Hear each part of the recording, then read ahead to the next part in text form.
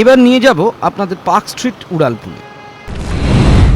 ব্যস্ত সময় নিচে রাস্তাগুলোয় প্রচণ্ড ট্রাফিক জ্যাম, প্রচণ্ডভাবে গাড়ি বেড়েছে, সেখানে ফ্লাইওভারগুলো ফাঁকা পড়ে থাকছে।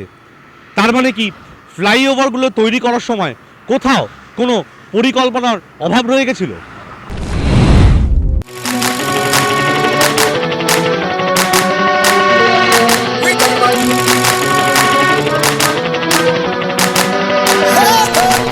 হ্যাঁ, একদম ঠিক। পার্ক স্ট্রিট উড়ালপুল তৈরির সময়ও যথাযথ পরিকল্পনা করা হয়নি বলেই অভিযোগ।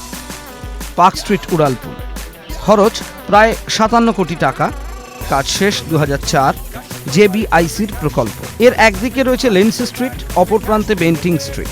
এই উড়ালপুল উদ্বোধনের সময় কলকাতার তৎকালীন মেয়র সুব্রত মুখোপাধ্যায় বলেছিলেন, উড়ালপুলটিকে ধর্মতলা মোড় অবধি বিস্তৃত করতে হবে, আর তাহলেই সাধারণ মানুষের সুরাহা হবে। কিন্তু এখানেও সমস্যা সেই একই, পরিকল্পনার অভাব।